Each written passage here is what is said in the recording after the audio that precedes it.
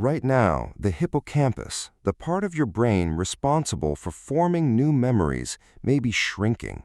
Not because of genetics, not because of Alzheimer's, because of your arteries.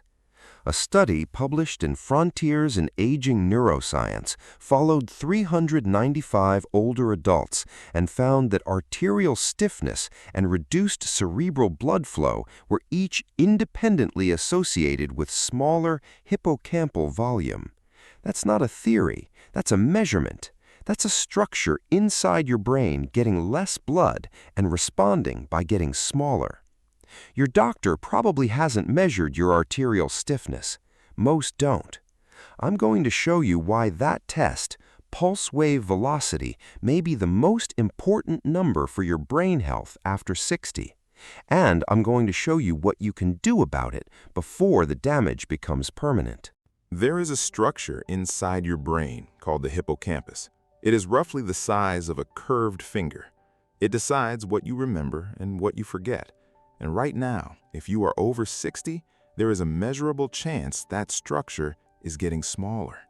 Not because of a gene you inherited, not because of a disease you can see on a standard scan, because your arteries are too stiff to deliver the blood your brain needs, because the vessels are losing their elasticity and the brain is paying the price in silence. A study published in Frontiers in Aging Neuroscience, 395 adults, all older, all followed over time, found that arterial stiffness and reduced cerebral blood flow were each independently associated with smaller hippocampal volume. Not correlated, independently associated, meaning each one contributed on its own. That is the mechanism your doctor probably hasn't explained to you. Nobody checked. I'm James Reyes. I'm an independent health researcher, not a clinician, not a physician. I came to this work through a hospital waiting room, watching my father go through multiple strokes while every doctor treated the episode in front of them and nobody looked at the picture beneath the picture. My father's blood pressure was controlled. His arteries were never measured for stiffness. Nobody ordered a pulse wave velocity, not once. Everything in this video is grounded in peer-reviewed research, and it is here to help you have a better, more specific conversation with your doctor. It is not a substitute for that conversation. It is the reason to have it. Before I go any further, drop your age in the comments, just the number, 62, 71, whatever it is, because what I'm about to show you is not theoretical. It is happening in bodies right now, and the number that matters most is not your age. It's a number your doctor has almost certainly never measured. Here is the problem. Memory loss after 60 has almost entirely been colonized by one story: Alzheimer's, amyloid plaques, tau tangles, the genetic narrative. And that narrative, while real for some people, has crowded out something the science is now showing us very clearly. A significant portion of what we call age-related cognitive decline is actually vascular in origin. Your brain uses 20% of your body's oxygen, despite being only 2% of your body weight. It is the most metabolically demanding organ you have, and it depends entirely on a continuous pulsatile supply of blood from arteries that, in a healthy body, act like springs, absorbing each heartbeat, buffering the pressure before it reaches the delicate microvasculature of the brain. When those arteries stiffen, when they lose their elasticity because of calcification, inflammation, or chronic oxidative stress, they stop buffering, they start transmitting. Each heartbeat arrives in the brain's capillaries not as a gentle wave, but as a hammer blow. Over months, over years, those capillaries sustain microdamage. Blood flow drops, white matter integrity declines, and the hippocampus, the structure most sensitive to vascular supply, begins to shrink. And here is what makes this particularly important for anyone over 60. This process does not announce itself. There is no pain signal from a capillary sustaining microdamage. There is no alarm when white matter begins to fray. The first symptom, the one that finally shows up, is often the thing the person has already started apologizing for: the forgotten name, the missed turn, the word that was just there and then wasn't. And look, this isn't about, let me say this differently. This isn't a story about catastrophe. This is a story about a gap, a gap between what the research has established and what is actually happening in a typical checkup for a 65-year-old. Because in that checkup, your doctor is almost certainly measuring your blood pressure, checking your LDL, maybe your A1C, but nobody is measuring the elasticity of your arteries. Nobody is running a pulse wave velocity. And that gap between what the research now shows and what's happening in your doctor's office is costing people their memory, slowly, quietly, in the years when intervention would still matter. When was the last time a doctor asked you about your memory and then actually ran a test to find out why it might be changing? Most people leave that appointment with the same answer they came in with. It's probably just age. I want to tell you about a man I came across in the research literature. He is not a case study I invented. He is the composite of dozens of patient histories I have read across the studies in this field. He's 73. He retired 4 years ago from 30 years as a high school science teacher.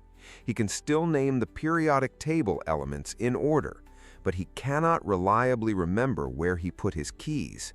He cannot hold the beginning of a paragraph in his mind long enough to process the end of it. His neurologist told him his MRI was age-appropriate. His blood pressure at his last appointment, 116/72. Nobody ordered a pulse wave velocity. Nobody asked about arterial stiffness. Nobody connected the arteries to the memory. That is not a failure of medicine. That is a failure of the question. And the question that is not being asked in most doctors' offices for most patients over 60 is, how elastic are the walls of the vessels delivering blood to this person's brain? I have read dozens of patient histories that follow this same arc: normal blood pressure, normal cholesterol, normal MRI for age, and a quiet, progressive narrowing of the question being asked, from "what is causing this" to "this must just be aging." The arterial stiffness was there the whole time. Nobody measured it. There's a woman I want you to picture. She's 68 years old. She used to walk her dog 2 miles every morning. She knew the names of every neighbor on the route, could tell you the name of the dog 3 houses down and what breed it was. Over the past 3 years, she started struggling to remember the route. Not traumatically. She would arrive home and realize she had walked past her turn. Small things, the kind of thing a doctor hears and says, "It's normal at your age." Her blood pressure at her last checkup, 122/78. Her LDL, 64. Her doctor told her she was in excellent cardiovascular shape. Nobody measured her pulse wave velocity. Nobody asked about her arteries. A team from the USC Alzheimer's Disease Research Center, published in Alzheimer's and Dementia, studied the relationship between carotid artery stiffness and cognitive performance in older adults. What they found was that impaired carotid damping, meaning the artery's reduced ability to absorb pressure, was associated with both cognitive impairment and reduced cerebral perfusion. Not in people with diagnosed Alzheimer's, in people who looked, on paper, completely healthy. The stiffness was there before the symptoms became visible. And there's something important in that finding that I want to be precise about. This is not about cholesterol. This is not about blood pressure being too high. It's about the mechanical behavior of the arterial wall, its ability to expand and contract. And that behavior is not captured by any standard test your doctor is currently running unless you specifically ask for it. 3 weeks ago, I was going back through this literature, and I kept coming back to one finding from the Whitehall 2 imaging sub-study. They followed people from midlife, not old age, midlife, and measured the rate at which their aortic stiffness progressed over time. What they found was that the rate of stiffening in middle age was associated, years later, with compromised white matter integrity and reduced cerebral perfusion, not the stiffness at one point in time, the rate at which it was progressing. Meaning, the clock on your brain's blood supply may have started before you turned 60. That changes the conversation. If arterial stiffening starts accelerating in your 50s and the brain consequences show up in your 60s and 70s, the window for intervention is earlier than most people think. The research is not telling you it is too late. It is telling you that waiting for symptoms before acting is the wrong strategy. If you've ever had a cardiac stress test, an echocardiogram, or any heart imaging done, go find those results. Look for anything that mentions aortic compliance or pulse wave velocity. If those words are not on your results, that is data. That absence tells you something. Drop checking in the comments if you're going to look. And if you watch the RAO5 or RAO6 episodes from this series, the morning drink that calcifies arteries and why your blood pressure medication isn't stopping plaque, you already understand the arterial mechanisms we're building on here. This episode is the third layer of that same problem. Has a doctor ever mentioned pulse wave velocity to you? Or has every conversation about your cardiovascular health stayed at the level of blood pressure and cholesterol? Here's the part of this that most people, including most physicians, have not fully processed. Write this down. The same interventions that reduce arterial stiffness and reverse plaque formation also increase cerebral blood flow. They are not two separate treatment targets. They are the same target. Your arteries and your brain are one system. A systematic review published in La Revista da Asociación Médica Brasileira in 2025 analyzed pulse wave velocity and the augmentation index, two measures of arterial stiffness, as risk markers for dementia. The conclusion? Arterial stiffness markers, particularly PWV, are significantly associated with dementia risk and cognitive decline in older adults. Not weakly associated, not possibly associated, significantly. Your arteries predict your memory. Now, here's the contraintuitivo, the thing that runs against what most people believe.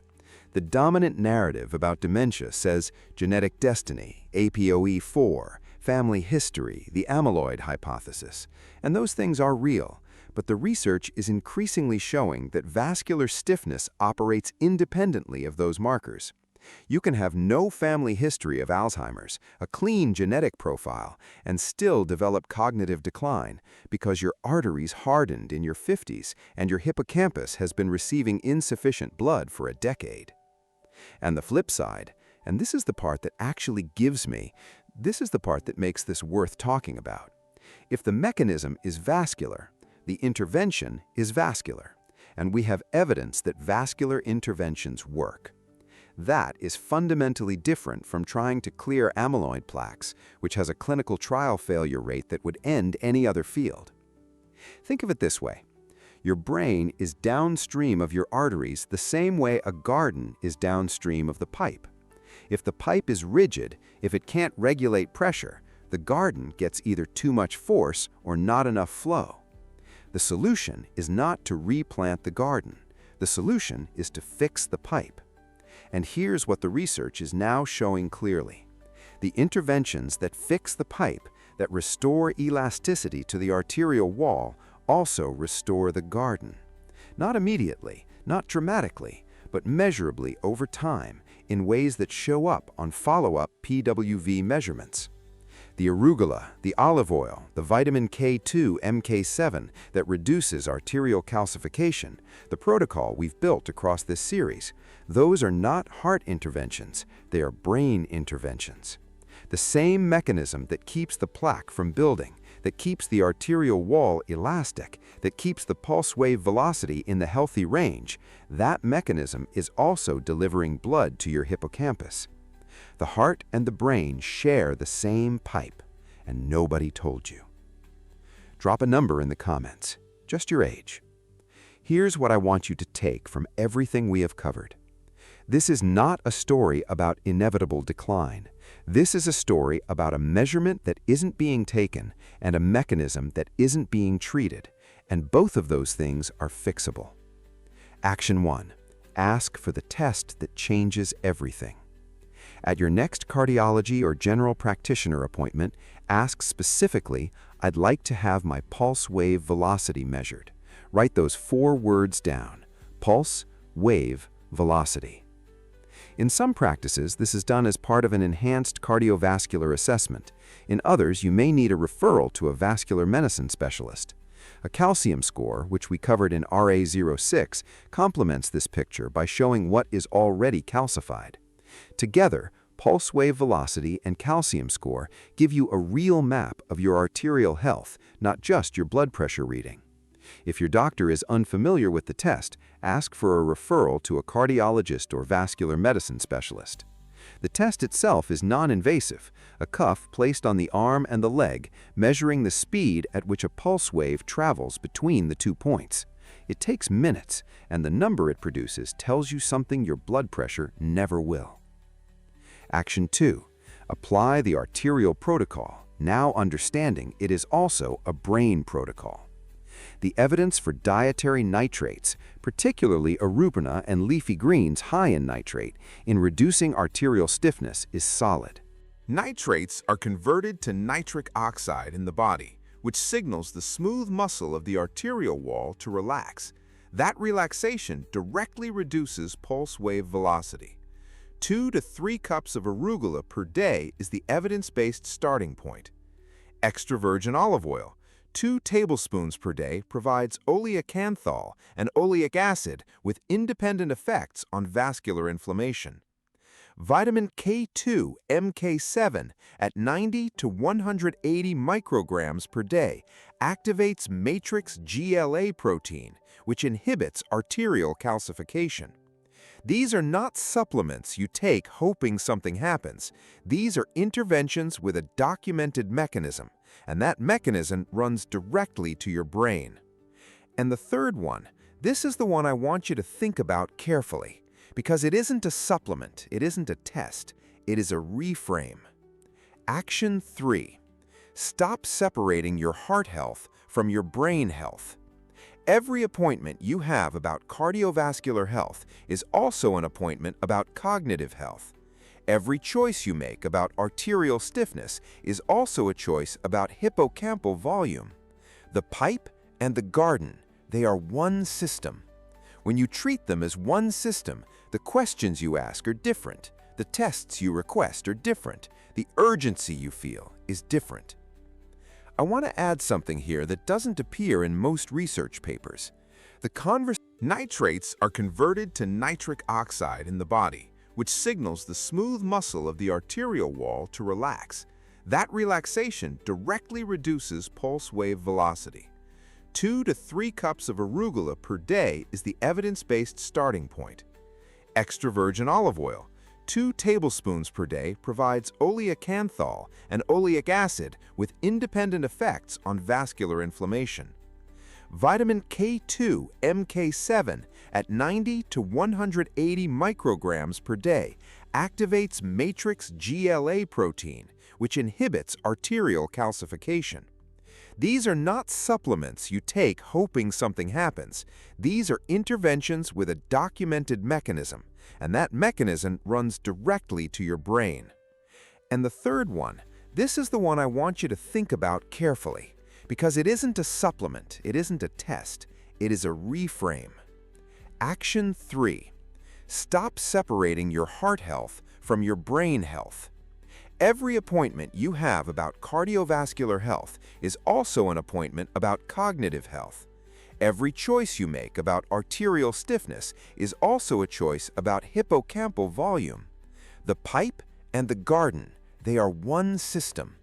When you treat them as one system, the questions you ask are different, the tests you request are different, the urgency you feel is different. I want to add something here that doesn't appear in most research papers. The conversation you need to have with your doctor about pulse wave velocity is going to feel unfamiliar to both of you. Most primary care physicians have not had a patient ask for this test. What you say is this: I've been reading about the relationship between arterial stiffness and cognitive decline. I'd like to know my pulse wave velocity. Is that something you can order, or do I need a referral to a vascular specialist? Write that sentence down. Take it with you. The question itself tells your doctor that you have done the work to understand what's happening in your own body, and that changes the conversation. You are not a passive recipient of medical decisions. You are an informed participant in your own health. Let me give you the 3 things to hold on to from this video. 1. Arterial stiffness, measurable via pulse wave velocity, is independently associated with reduced hippocampal volume and cognitive decline in older adults. This is established science, not a theory. 2. The mechanism is vascular, which means the intervention is also vascular. The same dietary and lifestyle protocol that reduces plaque and arterial rigidity also increases cerebral blood flow to the hippocampus. 3. The test that captures this, pulse wave velocity, is not part of a standard checkup. You have to ask for it, by name, this week. Those 3 things together, the test, the protocol, and the reframe, are not a complicated program. They are a shift in what you ask for and what you pay attention to. And that shift starts with the next appointment you have. Drop "informed" in the comments if you're going to ask for that test at your next appointment. I read every single one. And if you know someone, a parent, a sibling, a friend who's been told their memory changes are just aging, share this video with them. Because what I showed you today is not widely known, and the people who need it most are the ones whose doctors haven't told them yet. The systematic review I mentioned, the 2025 meta-analysis on pulse wave velocity and dementia risk, is one piece of a much larger picture. In the next episode of this series, we're going to look at what happens when you combine all 3 interventions: the dietary protocol, the arterial monitoring, and a specific form of physical activity that the research shows has the single largest effect on arterial elasticity in adults over 60. And the number from that research is one you will not forget. Subscribe if you want that episode the day it comes out, and turn on notifications because this series builds and each episode gives you more of the picture. Of the 3 steps I just gave you, the test, the protocol, and the reframe, which one are you starting this week? As I always say, I am a researcher, not your physician. Everything here is grounded in peer-reviewed research and is meant to help you have a better conversation with the doctor who knows your full history.